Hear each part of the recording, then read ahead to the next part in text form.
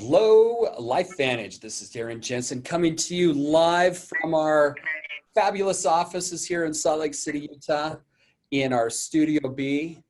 And it's another beautiful day in the world of Life Vantage. We're glad that you're joining us for a continuation of our Business Leaders series. And in this series, we highlight some of the business leaders that we interact with around the world, and we get a chance to really, meet a lot of interesting people. And today, I'm going to introduce you to one of our board members. His name's Darwin Lewis, and he's been on our board since 2017, and he's got an incredible background. As you know, we've interviewed two others on our board of directors. We've had Aaron Brockovich, and we've had Vinayak Kedge. So Darwin is another valuable member of our board team, and it's been a pleasure, at least that I've had for the last couple of years, to really get to know him and to interact with him. But before we do that, as always, we'll give away a shirt. Good throw, Brady. Giving away one of our, this is one of my favorite shirts. It's kind of like a go-to shirt that you can always use, the nice symbol of Life Vantage. So hopefully Brady got the right size. Oh, it is a large. All right. I'm going to have to dibs this one. But put down your name, your city, your state, and we'll get you into the drawing. So again, make sure in the comments section you put down your name, city, state, country where applicable, and we'll get you into the drawing for one of these cool shirts. All right. With all that said, let's move on to our guest. As I mentioned, we have a member of our board of directors, Darwin Lewis. And when I first met Darwin, one of the key things that I really liked about him, he just has a tremendous business mind. And when you get to know some of his background, you understand why he has such a great mind. Over 36 years, he worked with S.C. Johnson and Sons, and Son, I should say. And S.C. Johnson, if you're not familiar with it, I'm sure you're familiar with their hundreds of products, but S.C. Johnson and Son is a company that's bigger than $10 billion per year. They're family owned, and they're in the fifth generation of that family. So they're over 100 years old. And that's a pretty cool company to be around over 100 years. I look forward to the day when our predecessors are at Life Vantage, and we're 5 generations and over 100 years old too. And it'll be a great day. But Darwin, like I said, was there for 36 years. He just recently retired. Some of the positions that he served in were president and general manager of Canada. He was the group general manager in Greater China for a number of years. He was the senior vice president of North American sales and the chief customer officer. And ultimately, he was the senior vice president of global sales and their chief customer officer for S.C. Johnson. So with that, Darwin, welcome to our broadcast, and thank you for taking the time out of your busy day to join us. Thank you, Darren. It's great to be here. Well, Darwin, you have an interesting background. I mean, like I said, you've worked for this company for 36 years. You moved up through the ranks of it, and really, I mean, as chief customer officer and head of global sales, those were very critical positions. Why don't you kind of let everyone get to know you? Kind of tell us your story of how you got to where you were, to where you are today. Okay, Darren, that's a great question. It's interesting. I grew up in Minneapolis. Played hockey, went on to college, and right out of college interviewed and joined S.C. Johnson. Started out as a sales rep, carrying a sales bag, calling on retail stores. But what's interesting is I was offered promotional opportunities over the 36 years, and every time there was an opportunity to move and take on new responsibility, we accepted it. And it took us to, as you mentioned, to different countries. We ran Canada, also in China for 4 years, had the opportunity to be in sales, heading up acquisitions, marketing, and general management. and then ended, as you mentioned, the global chief customer officer.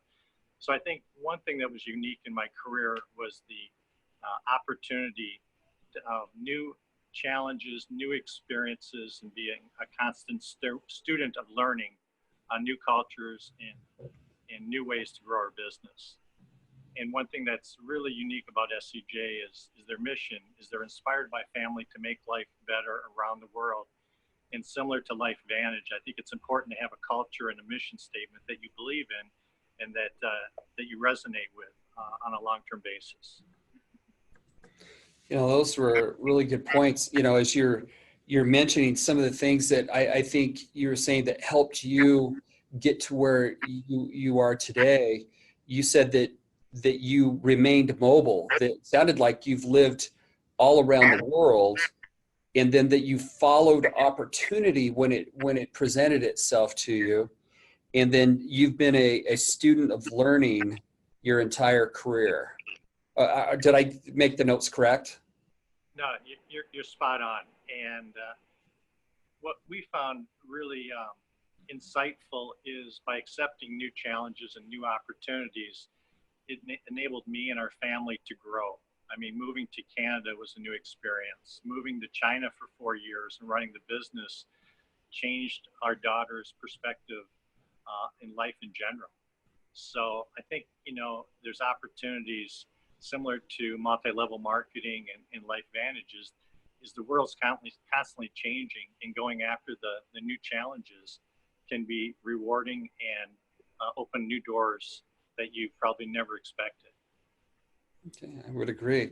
Well, tell us about, okay, so you're at S.A. Johnson, you're the chief customer officer, and what does the chief customer officer do? Is that like, would we call that like chief sales officer? Is that chief, how would we relate that maybe to direct selling, just so I know how to place that?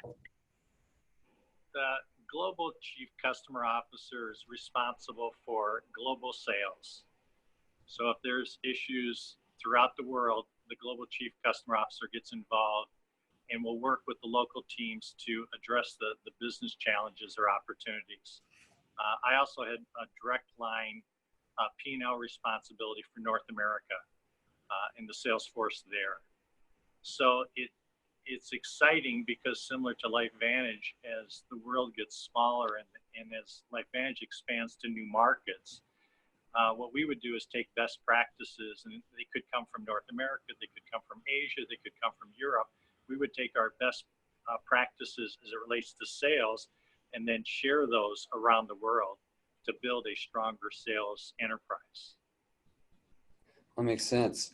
So how did you end up, I mean, how did you become aware of Life Vantage, and what inspired you, I guess more importantly, what inspired you to accept an offer to be on our board of directors? You know, one thing is, as I mentioned, a student of learning, it's so important to stay current with technology. And the connection with Life Vantage was LinkedIn. And, you know, obviously it was on LinkedIn, and there was a headhunter out of Fort Worth, Texas, Breck Ray, who identified me on LinkedIn, thought it would be a good fit for Life Vantage. And that was our initial connection. And then after that, I met the current board of directors at Life Vantage, and I was extremely impressed with the quality, the diversity, and the caliber of the team, and anchored by Gary Morrow, who knows the history, but also lives and breathes biohacking. And that was the other thing I was very motivated by, is this whole idea of what Life Vantage stands for in terms of biohacking the aging process. So it's something I could resonate from a personal basis. So, you know, the culture, what Life Vantage stands for, and then finally the people. I met you, Darren, and your executive team, and it's an extremely high caliber team that's committed in terms of growing the people, growing the business, and living a longer and healthier life. So, you know, one of the things that I really enjoy is that, you know, I get a chance to kind of pick the brains of our of our board of directors. And Darwin, you and I have had a number of conversations. You and I serve on our strategic planning committee of the board together.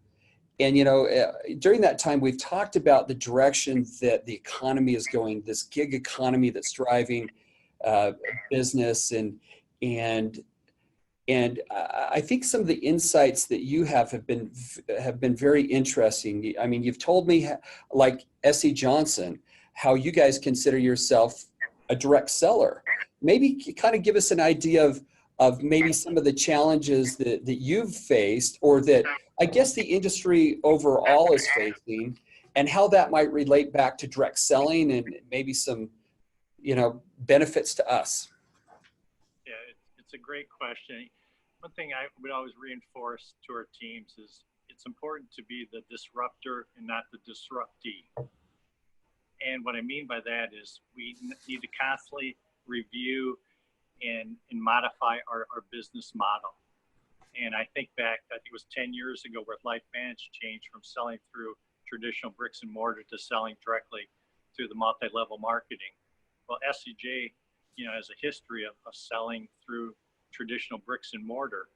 And that's still a very large percent of the business and an extremely important percent of the business. But we also see if the consumers change, we have to go where the consumer is going. And as the consumers are purchasing more products online, they're gathering more of their information online, we've also changed. So we do more digital advertising, digital communication, more data mining, and make our products available online. And some products like Mrs. Meyer's and Baby Organics are primarily focused to sell online directly to consumers. That's where that consumer wants to go to shop. Those are the products they are looking for. And then we also adjust our media and our digital communication based on the changing consumer. So, I think from that standpoint, the lines are getting more and more blurred between traditional manufacturers, multi-level marketing, because the consumer is changing. And I think if you look in countries like China, where we live, over 40% of consumer household products are bought online. Think about that. Almost 50% of everything that's purchased is online. They're not going into grocery stores or mass stores or traditional stores. And so we see that as a lead indicator. So if that's where the consumers are going in China, and that's where they're going to go in that direction in the US and other countries, we need to be there. So I think what we've talked about is I also believe multi-level marketing is going to continue to evolve and change over time. And that focus on leveraging the gig economy and leveraging digital information and digital advertising and data mining is going to be mission critical of building that muscle to be competitive and to continue to win in the out years. So with that in mind, you said that it's important. I mean, your business was continuing to evolve as you were saying, the consumer was, you were following where the consumer was at. And our distributors too also follow where the consumers are. How do you see direct selling competing in this new economy that's evolving? How do you see, maybe in your view of it, as somebody outside the industry looking at direct selling, how do you see how it might evolve over time, or ideas down that way? Well, what I would say is the consumer's king. So wherever the consumer goes, whether it's direct selling, whether it's through bricks and mortar, you have to go with the consumer. And it's hard to predict out another 10 years, 20 years. But as I mentioned, in China, if close to 50% of the business is purchased directly, either through multi-level marketing, where Amway is extremely successful, or online, it's changing. It's changing dramatically, bricks and mortar. So as it relates to multi-level marketing, I would argue multi-level marketing has a step ahead of the traditional manufacturers, because they're already developing that relationship with the consumer. They're developing that one-on-one, and there's nobody in between. I think the challenge, though, is in order to leverage that competitive advantage is to double down and invest in technology. And I know that's one thing that LifeVantage is doing, is investing in the digital app to make it, as you've talked about, make it so easy to do business with. It's almost like you want to make it so easy. It's just like getting an Uber. It's that easy to, contact somebody at LifeVantage to purchase the product and develop that relationship.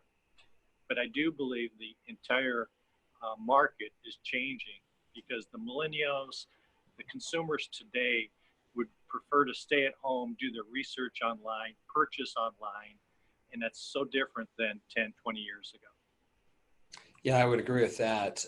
The customer is, there's been a shift where now, word of mouth used to be king on forming opinion, but now we weight the ratings and the opinions of others that we read online almost at equal value to our friends. And I know the same thing happens to me. I don't book a vacation or anything unless I'm reading the reviews on it of people who have just taken it. Exactly. And I mean, that is such a transformation versus in the past. I mean, as you mentioned, more people will look at the reviews on Amazon or on Yelp before making a decision. And they use that as the key driver to their decision, which is, if you go back in time, is mainly, traditional advertising. So that has completely changed.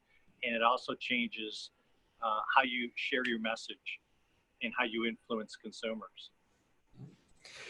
So, Darwin, a quick question for you, just so we get to know you a little bit better. Typically, when in direct selling, we talk about our why, what drives us, kind of what's that thing that moves us. What is your why? That what moves me is the hunt and the challenge to win. And I love the challenges, and I love to win. So, the three things that I focus in on is working hard to win, like to play hard, and to give generously. So, the key motivator for me is being successful, whether it's business or in my personal life. And then the other area that I focus in on is I call rise and lift. And that is, as you move up in the organization, as you get more responsibility, that's significant. But what's more significant is to lift the people around you, is to develop the people around you, to offer opportunities for them to rise so you can all rise together. One of the big transitions to go from a manager to a leader, it's not based on what you do as an individual. It's the influence and impact that you can have on others. And to me, that's true leadership. And I think the other area that I focus in on is, as I mentioned, to offer opportunities to others. And when I say that, I'm talking about the diverse population, regardless of one's gender or ethnicity or sexual orientations. Open up opportunities for everybody to live a better and more prosperous life. As you're naming those off, I was taking notes, and I mean, your why, I think, is tied right to probably a lot of the whys of our field. I mean, network marketing is one of those unique industries where you actually progress by lifting others around you. The more people that are successful makes you more successful. So I like that you had as a why. Also, to provide opportunities to others. That's absolutely what we're doing. And I also liked yours. You work hard, you play hard, and then you give generously. Those are all great whys. Well, Darwin, our time is running short. Maybe just one final question. And while you think about it, I'll just remind people about our Elite Academy. But the question would be, is there any final advice, or if you think there are key things that maybe our distributors should know, or any final advice that you might feel would be useful to them? So give that a thought for a second. And I'll just remind everybody again about our Elite Academy coming up in Long Beach. That's October 3rd through the 5th. Make sure that you're booking your early bird tickets that are $99. It's it's an event that you cannot miss, because we're going to be unveiling and introducing and making available for purchase our new addition to the Pro Tandem family of products. So you got to be there for that. All right, Darwin. So what, any final advice you give to our field? Yes, there'd be 5 items of advice I would share. One is to never settle. And that means never be complacent, never be happy. You can always do more. You can always reach higher. And constantly speak up. If you're not getting what you need, you have to shout and you have to let people know. 2 is continuously be curious. You know, we used to talk about spend a little, learn a lot. And we would do a lot of tests. We would try different things, similar to a PE company. But you just need one of those ideas, one of those small ideas to hit, and then double down. So I'd encourage people to be curious, never be satisfied. 3 is, as I mentioned, be a disruptor.